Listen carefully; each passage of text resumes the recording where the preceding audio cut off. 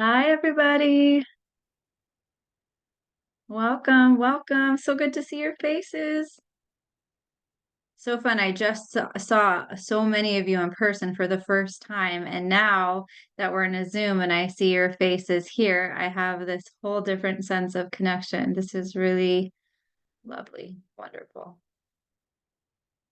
Welcome to you all.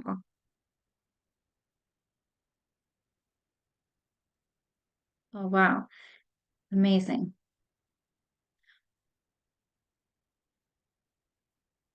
And also, I see people in all different parts of the world. This is so cool. Welcome, you guys. I'm gonna get us started just so I can get through housekeeping and we can get into the talk shortly. We'll let people trickle in while I do some quick intro and housekeeping. So as many of you know, I am Tiffany Goodwin Van Camp. I'm the Executive Director of American Friends of Combatants for Peace. For those of you who might be joining us for the first time, welcome to the movement. Combatants for Peace is a joint Palestinian-Israeli community working in solidarity to end the occupation and for their collective liberation.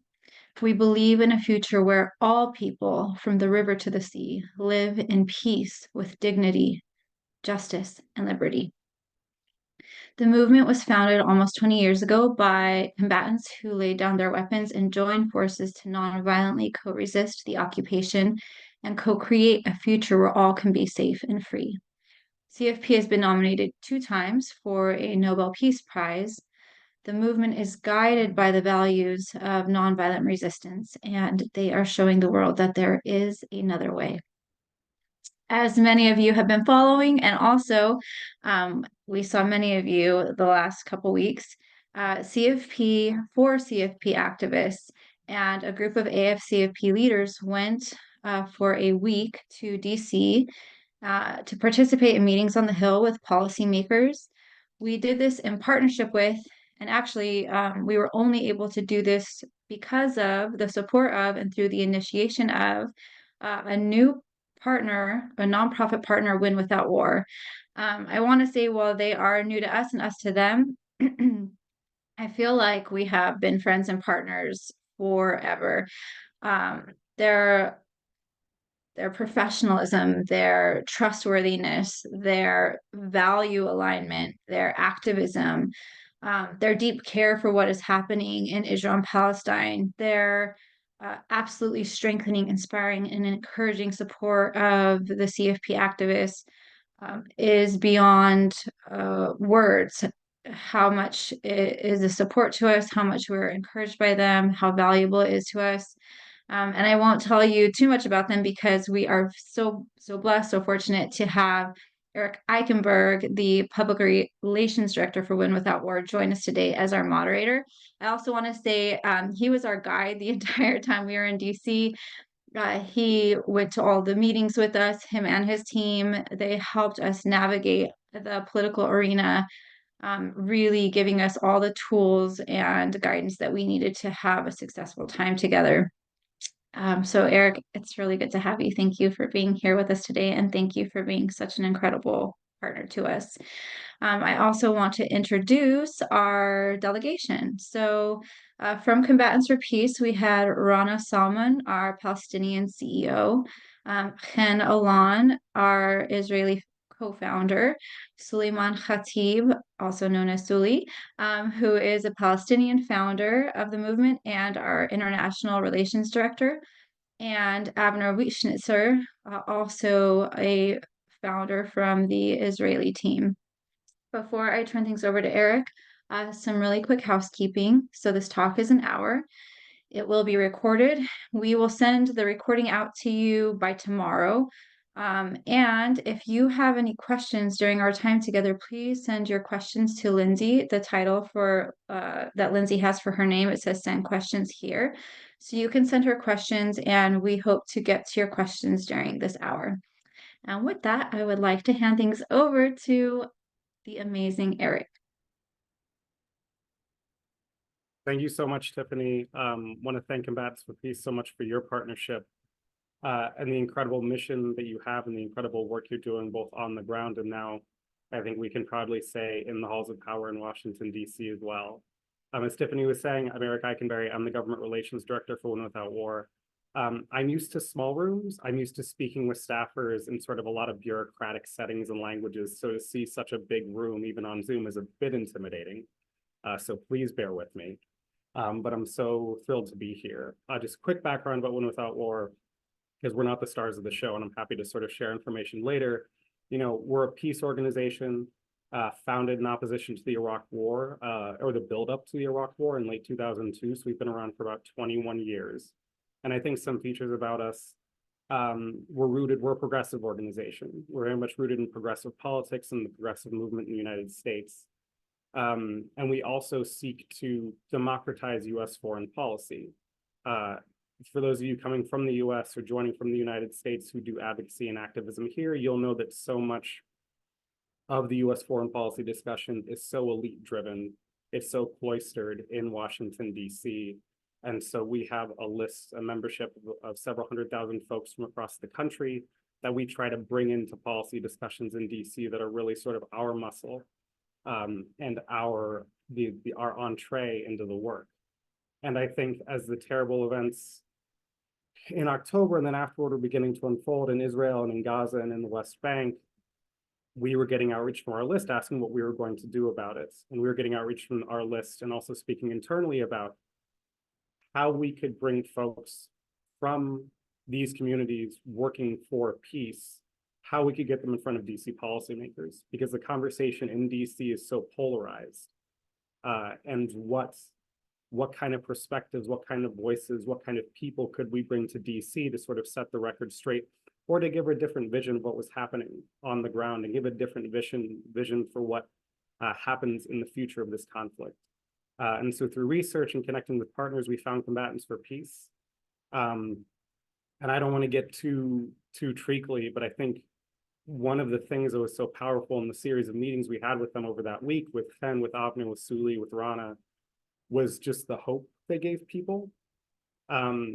As folks will know, especially coming from the US, this is a conflict and this is a struggle, a liberation and a human rights struggle that has a lot of deep resonance in the United States.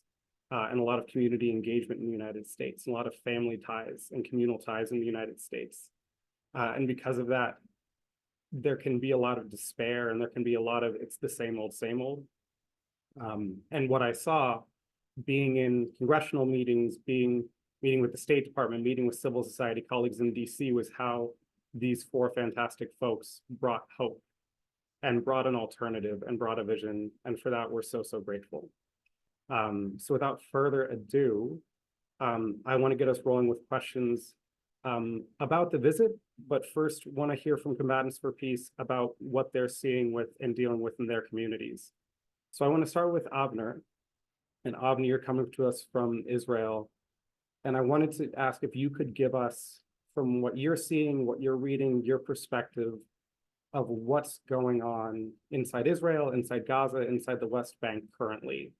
And the current work that Combatants for Peace is engaged in there.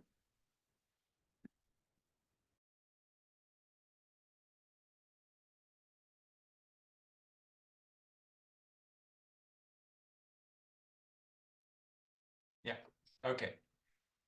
Good evening, everybody, and thank you for joining us. Thanks also to American Friends of Combatants for Peace and Win Without Wars. I can only join Tiffany in extending our gratitude to Win Without Wars. It's just, it was so,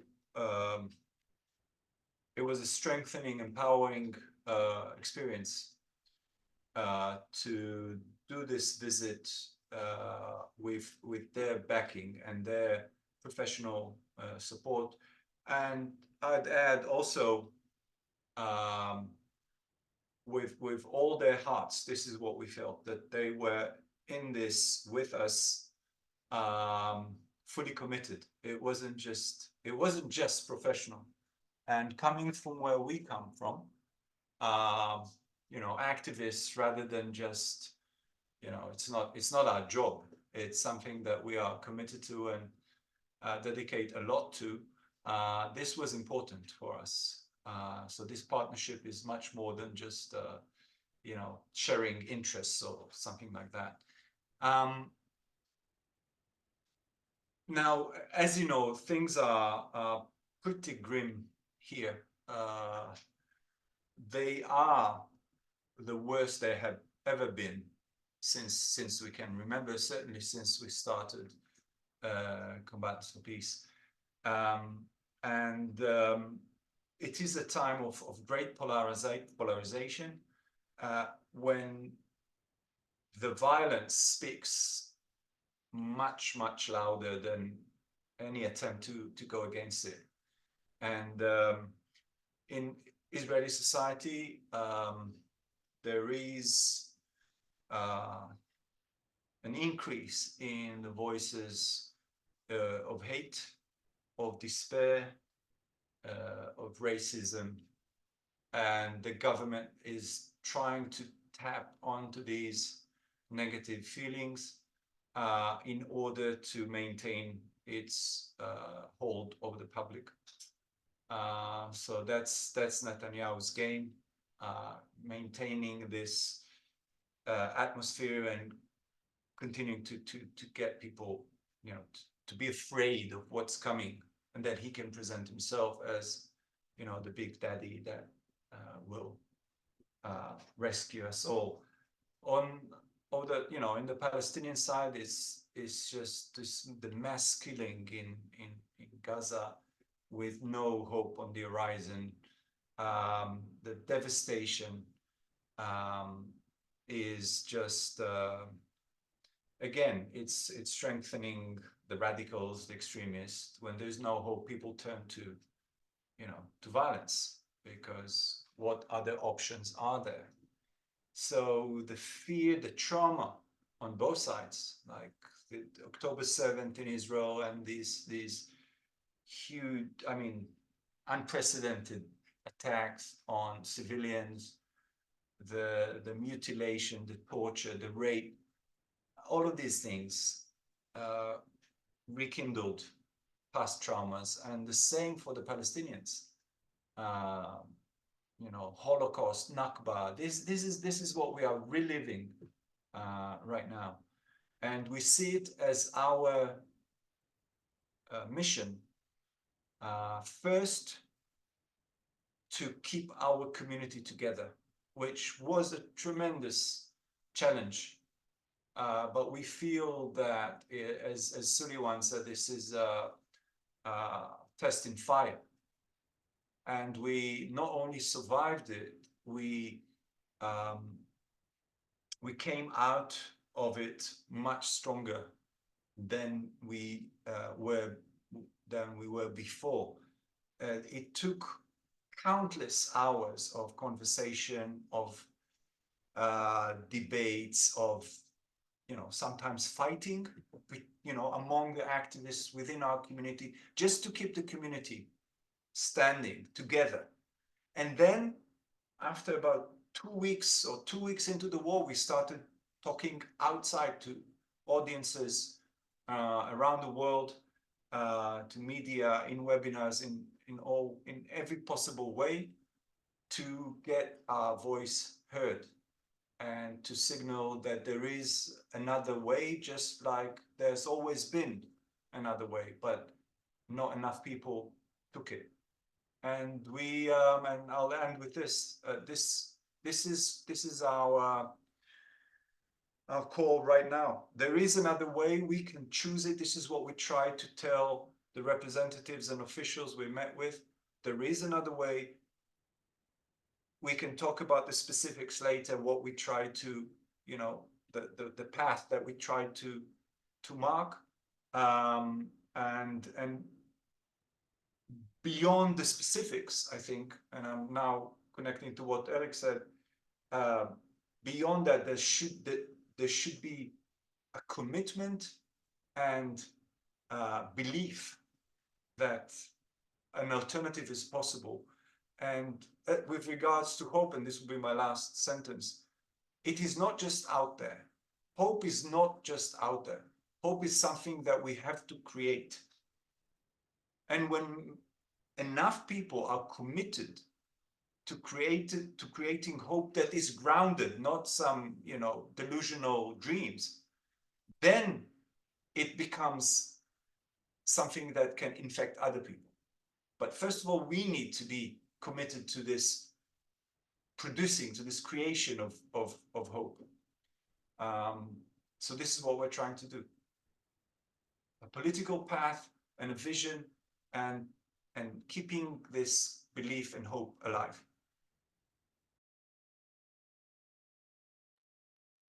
Thank you so much for that, Avner. One of the pleasures of working with these folks for a week in DC was the way that they jumped in and complemented each other.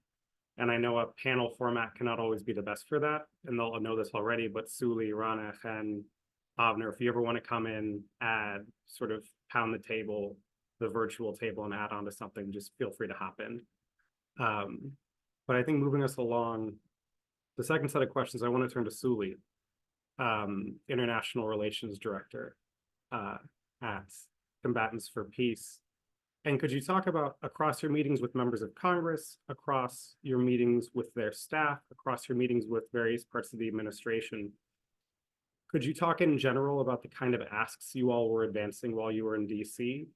And the one thing I want to really put a pin in and ask you to talk about is, I wasn't expecting anything less, but these folks came with a very bold vision into some of these meetings. And Souli in particular had a very bold forward-leaning vision of sort of a global struggle and connecting to global movements for nonviolence, for liberation, and really pushing that vision in a way where DC really wants to shrink people down and make them feel small and very sort of thin and targeted. And Souli was not pulling any punches in these meetings about his vision. So I want to prompt you with that in particular, Souli.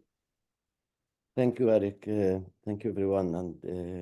And thanks for the work you're doing and the partnership.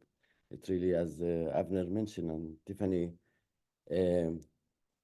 we all really felt like we all in the same page and like basically came together in the right moment. So directly to your question, Eric, I have been actually before in Washington, D.C. in advocacy work before. And this time, actually, I really felt the political leaders in different places in Washington, they were listening. And this was really surprising to me, I have to say. We did use our personal stories as ex-fighters from both sides. And I think this strategy really works. And also the people in our delegation knows what we are talking about, coming from the ground and living born and living in the ground. So I felt really there was a space for listening to us and have a real conversation with us. As Avner said before, like our goal is not really to sell fake hope. That's not what we're trying to do.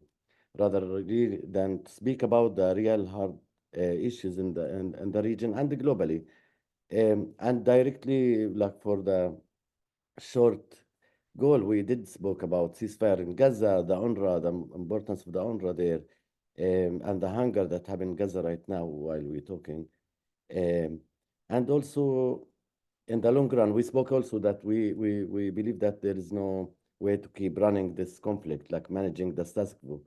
And playing in this political system. So we did spoke about a historical political solution that's really needed in our region.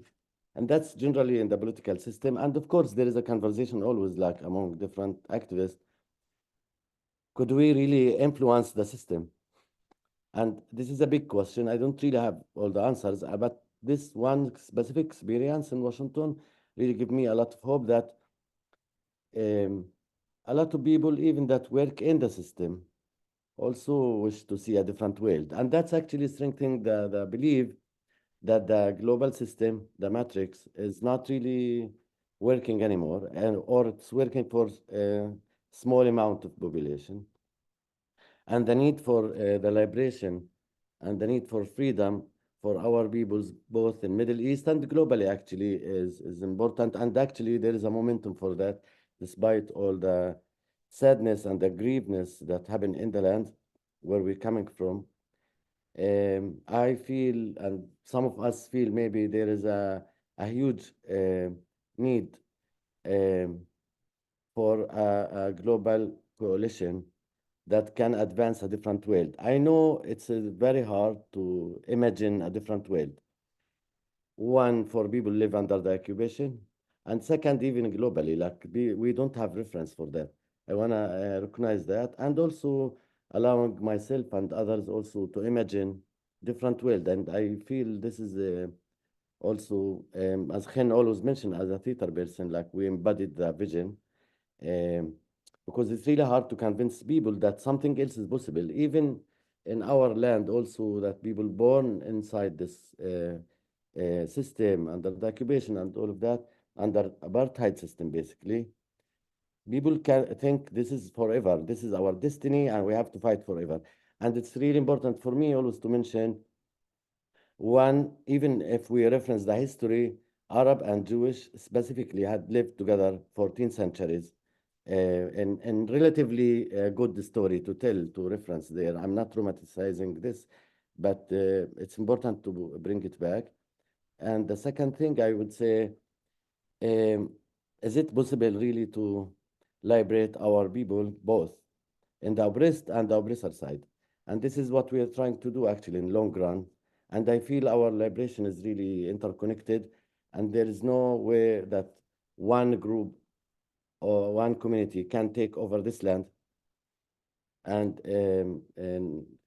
basically control the life of other people. Like the freedom, the need of freedom inside our bodies, inside our souls, no one can take it, as we know. And again, we speak about no military solution, and we definitely imagine a different world where um, there is enough resources for everybody to live their full truth and live their also identity in different communities. And I really feel much more optimistic actually after this visit, because I saw a lot of people like listening, a lot of media reached out to us. And this also shows me one other thing, that the darkness forces that in the place right now, globally and regionally, they trying to push us towards more wars, despair and hopelessness and killing and kill them all and us and them. This agenda has to shift. It will shift because people can't stay so long with this dark energy. And I think the vision of a different world is the answer, and not just even a reaction rather than like a strategy. And between being right and strategic, also we're like, I'm keeping my heart open to the reality, what happened in the reality daily in Gaza and also in West Bank with the settler violence, as we all know, and in the land as a whole, and also keeping our heart open to the vision and not to lose the sight towards the what I would like to call it like a south star rather than a north star, because we're talking about also a whole global south that need to be liberated from the era of colonization, which still exists, unfortunately. Thank you. Thank you so much for that, Souli. And thank you so much for those reflections. Before we move on to the next set of sort of planned questions I wanted to bring out in folks, we have gotten a couple of questions in the chat that actually are asking for important context that I think you all would like who did they meet with? Which are very good questions to ask. I'm not going to go through all the meetings, but I do want to give some highlights because it's a very good and fair question.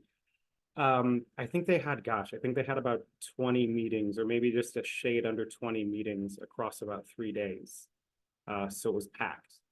I think some of the highlights, they were able to meet with 4 members of Congress directly, which are not always easy meetings to secure. So I was very happy.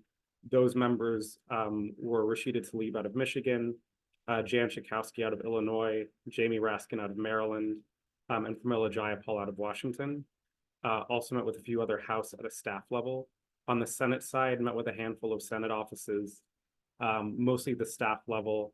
Tiffany, I will follow up with you afterward what you feel comfortable, because some folks are asking if they can follow up, and I'm going to follow up with you to see what you feel comfortable sharing out, because I don't always feel comfortable sharing out staff level meetings. If you're a member of Congress, it's sort of, you got to be public. It's sort of part of the job.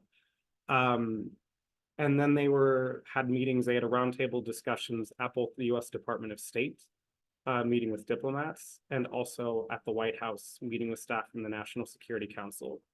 And then on top of these congressional meetings and on top of these meetings with Biden administration officials, also lucky to really engage with other audiences. So I wasn't there, but I know they had an audience at a synagogue in Maryland called Adat Shalom. They had a really well-attended screening of their 2015 documentary, which I think is a fantastic look at their work for those who haven't seen it. It's called Disturbing the Peace at Busboys and Poets in downtown DC. And they also met with a group of NGO and peace and humanitarian and human rights advocates sort of doing this work on a daily basis, kind of congressional advocacy work in DC. So they met a whole smattering of audiences, some people with a lot of power, some people with less, but their message and their asks just were so powerful and landed so well in every meeting or almost every meeting.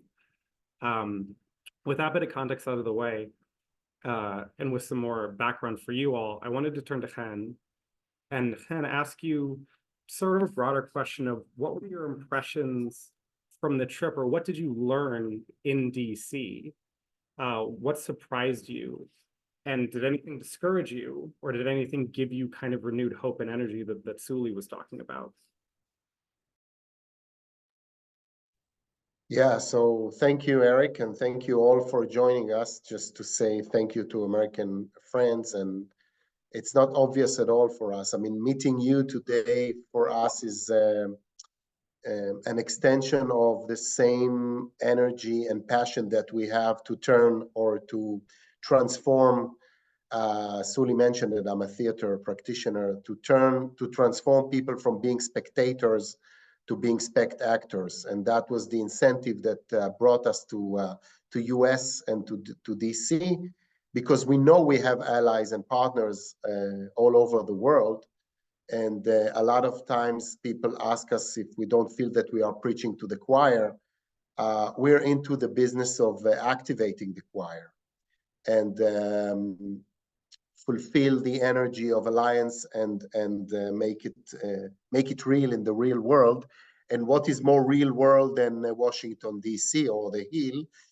I'm, as a theater practitioner, I'm a fan of the West Wing and the House of Cards and all this. And I didn't believe that I'm one of these people, you know, wearing suit and a tie. And so that's one thing that I've learned, that I'm very easy to transform into one of these guys, you know, on the Hill. And that wasn't such a good or encouraging revelation. But one thing that was very strong for me in these meetings was to realize or to feel, you know, in a very intuitive way, that these people on the Hill have the psyche of people who are running the world. And that was very surprising for me. I mean, I knew this from the TV series and from what I learned and what is the geopolitical situation and so on. But to actually sit in a room with a Congress member or with the senators or with State Department people. So there is some kind of a paradoxical experience of sitting in a room with people that feel that they run the world, and they have the psyche of imperialists, an imperialist psyche, and that reflected to me the encounter with Souli and Rana and all others. I have 18 years of a journey, Israeli-Palestinian journey, in Combatants for Peace, that we always preaching to ourselves and to our communities that we are creating this bubble of equality and justice, and you know, without ignoring the power balance in the reality of occupiers and occupied. And in the first years, we get a lot of accusation by the Palestinians that we have the psyche of occupiers. And to be honest, I didn't really understand that deeply before I got to Washington this time. But I understood along the years, for example, the fact that we were very reflective and very aware of the power balance from the reality. And it took us 4 or 5 years to have 2 treasurers in the movement. We had only one Israeli treasurer. And I remember the Palestinians approaching us and saying, listen, guys, this is not a movement if we have only one treasury. And we said, it's okay. Next year, we have a bank account in Israel and so on and so forth.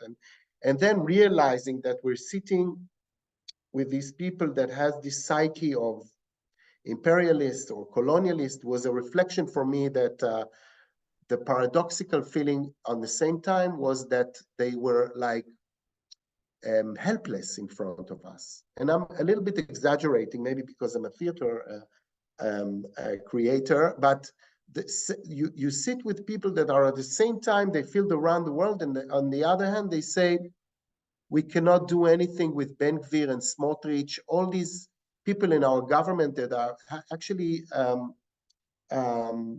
took Netanyahu, they are blackmailing Netanyahu, and he's kind of is a hostage of them, and it serves his interest and so on. But you see people from all levels in the U.S. administration saying, "What can we do?" And that was really overwhelming and surprising and discouraging in a way. But on the other hand, as I said, this energy of sharing our personal stories, the way we are not giving up our hope in humanity for 18 years, and in this terrible crisis that we are in right now, all this the hostages and the massacre of October 7th, and the massacre in Gaza, and the loss of life, and all the hopelessness that is around us, and despair.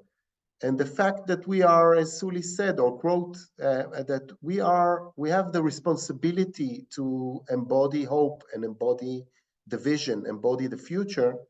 So sitting there in Washington in small rooms, sometimes with staff members, sometimes with people that we felt are really attentive and listening very, very carefully and with a lot of curiosity, realizing that the fact that our personal experience and personal stories and our transformation from violence to nonviolence, from hopeless to the responsibility of embodying the hope, is not a miracle, but it feels like it's really impactful, even to the most cynical people that we've met, and we've met very, very few, because most of them felt honest and sensitive and responsible and accountable for what they are doing. And the professionalism and that we experienced there was something that I took with me too. But to be in this in space of helplessness and feeling not omnipotential, but feeling of we can change that, and we have the capacity to change that, and the power to change that, was something that I think we brought here back to Israel and Palestine, saying to people here in our communities, we have partners, we have allies, and the realization that the right wing in Israel has done that for years. I mean, I have no other explanation rather than they succeeded for 55 years of occupation to rule Israel, to gain the power in Israel, and to kidnap the Israeli politics. And they managed to do it in Washington as well, because otherwise I don't have any other explanation how they've reached this point of getting along with massacre, with occupation, with apartheid, and with all this. I have no explanation except from this explanation that they conquered DC, they conquered the Hill. I mean, probably perceptually, but also politically. Thank you so much for those reflections, Ken. I really appreciate the contradictions you're pulling out. And it's something I deal with as a US advocate a little bit, but from your perspective, it's so powerful to hear sort of being caught in between people who feel like and who do have considerable power, but also strategically want to affect a kind of helplessness but also want to be good and supportive. And I think your points about how others have come in and really tried to manage and influence how Congress and how various administrations have operated towards Palestinians, towards the Israeli right is spot on. So thank you for that. I want to turn to Rana now. Rana had the distinct privilege of leading every meeting. Rana, as co-CEO of the movement, kicked off every meeting and sort of introduced Combatants for Peace programmatically, what they were doing on the ground, what the mission was, and made it so immediate and relatable to U.S. audiences. And if I can just editorialize for a minute, for those of you coming from the U.S., one of the really cool things about Combatants for Peace is one of their tremendous programs is they run freedom schools as educational tools and as sort of incubators of struggle and resistance in their communities. And freedom schools have such resonance in the United States, especially amongst progressives, for the role that freedom riders and freedom schools played in the civil rights movement decades ago. And so that kind of synergy was so cool. And Rana just knocked it out of the park every meeting. But Rana, can I ask you, and this actually question just come over the line, so I think it's similar, somebody just asked this, what can the international community do? And for those joining us from the US who are eager to sort of follow up and build on your meeting, what can folks in the US do to support your work and further Combatants for Peace goals and visions? Well, thank you, Eric, for the introduction and for the good words and the encouragement, and for also all the audience who are participating with us tonight. It's very nice to see many familiar faces, so thank you for joining. Well, for your question, there are so many ways and solidarity actions that the international community can actually take. We urge you to contact your member of Congress and call for example, we flew all the way to DC to actually talk to the members and call for an immediate ceasefire. But you're actually there, and you know your members. You can call them, you can send them an email, you can continue to be part of our advocacy sort of work. We have seen many people joining protests around the world, but only like a few members of Congress have publicly called, for example, for a ceasefire. So this is something that people can do while being at home, and you can do it from anywhere, especially for Americans. Something else that you can do is to raise awareness about what is happening today in Gaza and in Israel. You can join nonviolent protests. For example, we actually do that. We just 2 weeks ago, we had the first joint protest near the Dead Sea since the beginning of the war. And it was very powerful, and it was a way to show publicly our solidarity and our togetherness to the world. There are also so many vigils that take place around the US. It's also very powerful that you can join. And just to remember, as you join these kind of protests, to always remember not to take sides. That's what we always say, not to be choose to be pro-Israel or pro-Palestine, because this actually keeps the violence going, and you do not support the end of the occupation through this way. We need you to urge you and to help us to be pro-humanity and to raise the voice for ending the occupation and to get to a political solution. One thing that also you can do is to lift up our voices, share about the work that we do to your networks. You can sign up to our newsletter to receive news from the ground, join our activities and webinars, for example, like we do tonight. You can support this through our supporting our social media accounts. And the last thing I would add is to consider making a gift to Combatants for Peace to help us fund our ongoing work on the ground and our activities and programs. Like you mentioned, Eric, we have the Freedom School, for example. We're trying to work with the new generation and raise young people who are nonviolent activists and work towards building a better future for the next generation.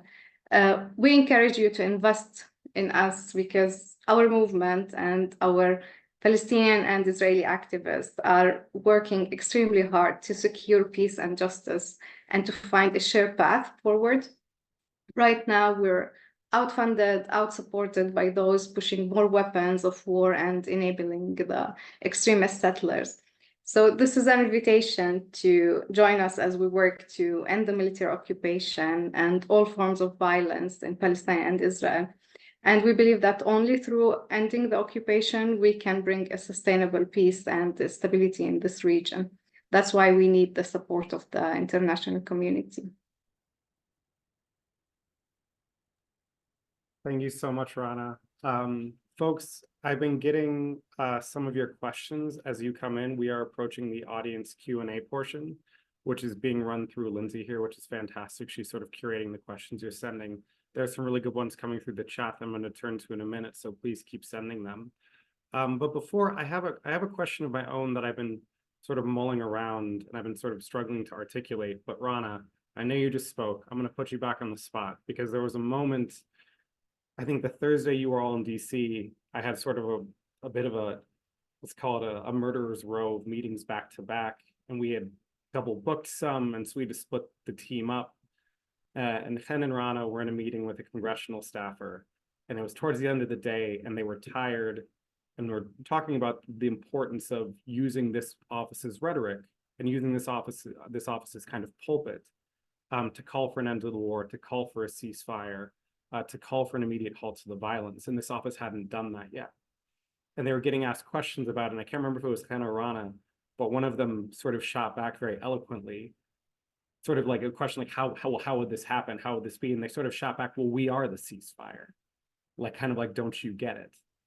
And Rana, I want to know if I can get your brief reflections on, as you and as your colleagues and your partners and your friends were telling your personal stories, and I know some meetings it felt like you were running into a brick wall. How did you find those moments? And that was, I can pull out several more, but that was one that really stuck with me.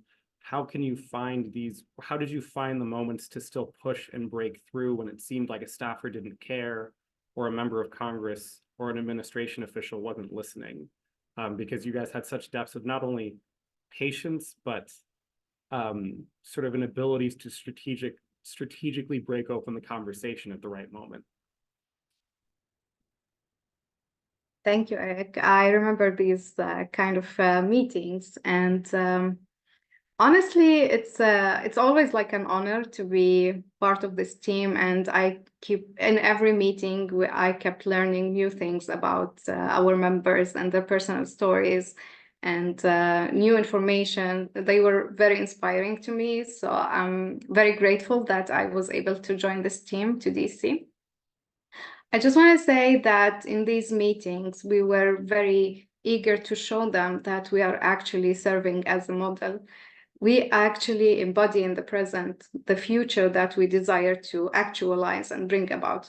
We are trying to create a new culture. It's a joint culture. We actually recognize the power dynamics, as Souli mentioned, like the occupier and the occupied, the injustice of the occupation.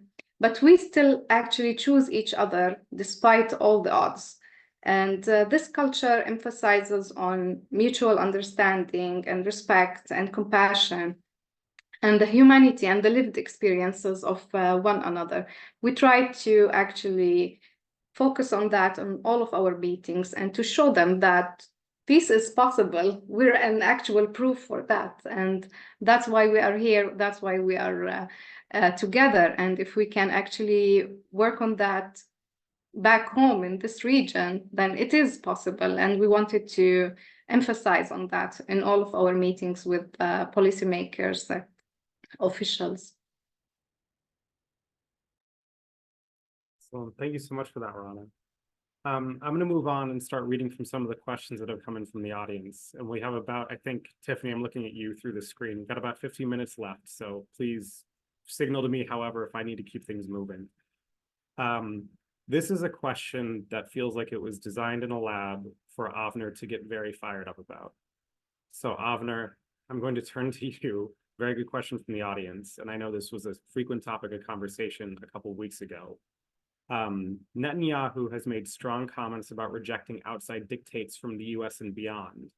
How are you seeing American leaders view the US role in engaging with a more hostile Israeli government?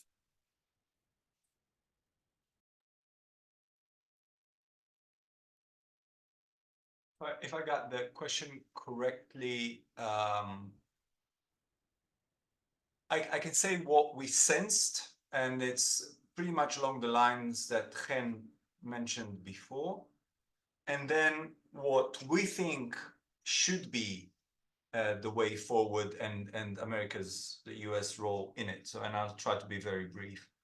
What we sensed is this paradox of being rulers of the world, and on the other hand, not quite knowing what to do with this defiant Israeli government, which is, in our mind, a threat to Israel, no less than it is to the Palestinians. So I'm an Israeli, as an Israeli citizen, not only appalled, but very much afraid.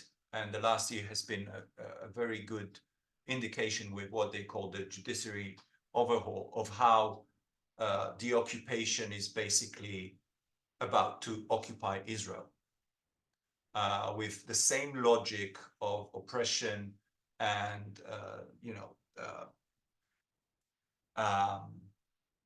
anti-liberal, anti-democratic instincts or practices that were developed in the West Bank over decades.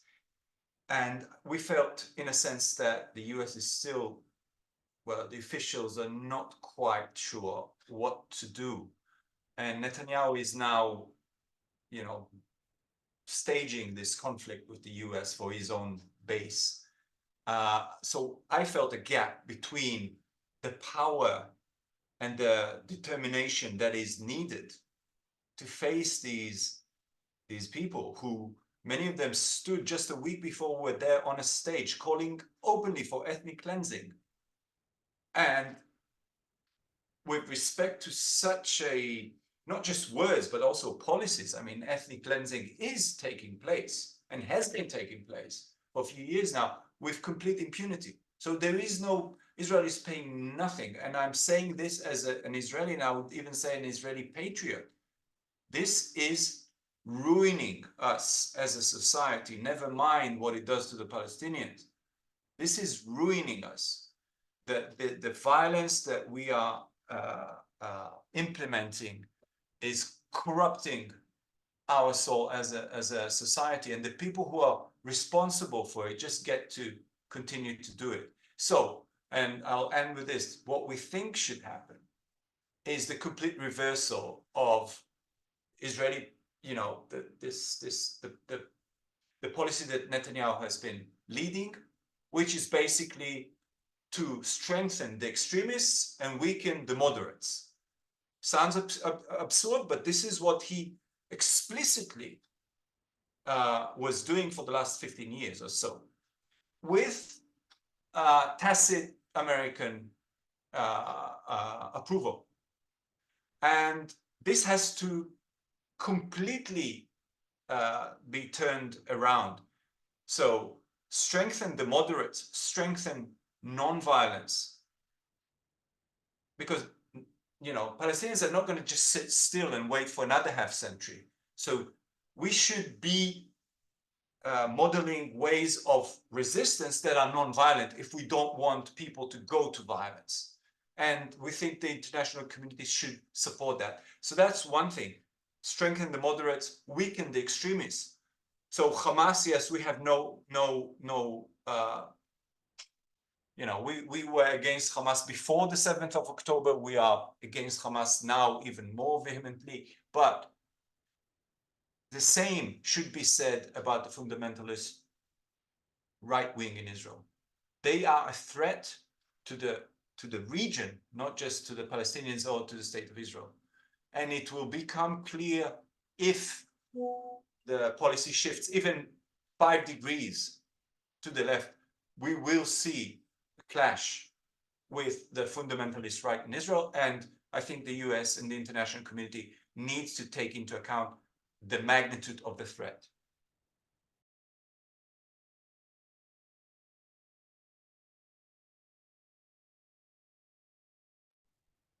Thank you so much, Avner.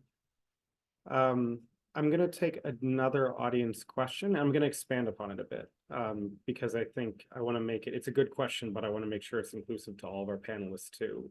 So the initial question from the audience, which is a great question, is could one of our Israeli friends, could Chen or Avner, describe the extent to which the destruction of the airstrikes, presumably in Gaza, has been reported in the Israeli press? I recently checked one English language Israeli newspaper and did not find a single article about the situation of civilians in Gaza.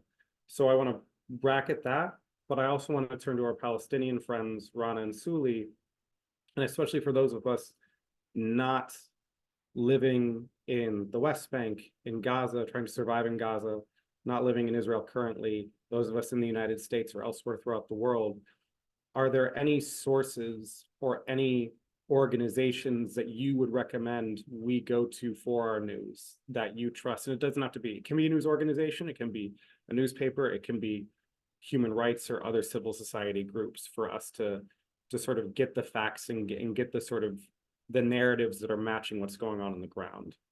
So I'll start with Avner or Chen if you want to take the question about the Israeli press, and then I'll turn to Souli and Rana about sources they would recommend we can tap into. Just say briefly that that it's not a new thing. It's something that we experienced for a very long time. I think we got to the most extreme point in October, 7th of October, and everything that happened afterwards, because we realized, because we were the only community between the river and the sea that actually had very intense meetings. We realized one of the first things that we realized that we are witnessing a whole different world of images, like what we, the Israelis, are exposed in the Israeli media and what the Palestinians are exposed through the Palestinian media and the Arab media is not different or other perspectives. It's a whole different world and planet. So it creates different perceptions, perception and different way of thinking or perspective on the reality. And we managed to dismantle this uninational way of thinking and observing the images. But yeah, I mean, in the Israeli media, there is nothing about the atrocities in Gaza. You don't see anything, no, just, very heroic video games of assassination of terrorists and so on in Lebanon and in Gaza at the same time. But nothing, you don't see any civilian casualties and the atrocities and almost nothing. And I see, I mean, I'm watching other channels, and even in the Israeli media, you have some alternatives such as the 7 and 972 and others, and even the thing that happened in the last few days about Basel Adra and what's his name, the Israeli Yuval. Yuval, his name. Yuval, Yuval Avraham. They won a documentary that they've done for years in Mesafer Yatta, in the south of Mount Hebron. And the speech that Yuval gave on stage there in Berlin was framed in all media, mainstream media in Israel, as anti-Semitic. That was the framing of it. So that it got to this crazy situation that an Israeli film director is winning a prize about film that he completed before October 7th, about the occupation and massacre and ethnic cleansing of Mesafer Yatta. His speech, which you can all read in the media, was framed by all Israeli mainstream media as anti-Semitic. I want to say that the only way to struggle with this is to watch the images together, as we have done, and to describe to each other what are the images that we see, and to create together between these two narratives, to create what we, or what Souli coined as the third narrative. That's it.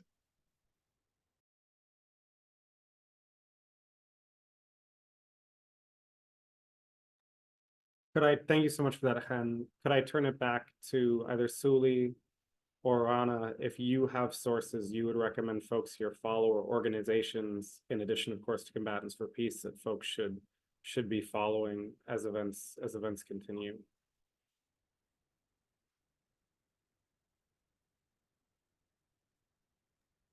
Is that Rana or me? Rana, go ahead. Oh. So, yeah, Rana, تفضلي.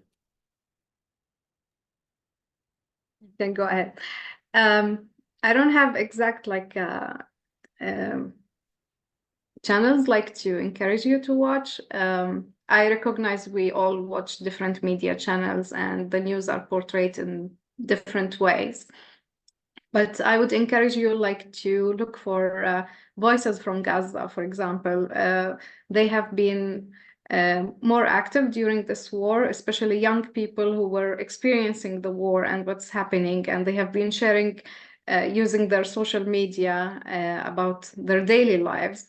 And this is, I feel, like the real testimonies, like from the ground, the people who are actually experiencing the war, instead of watching media channels, because each media channel might be pro certain community.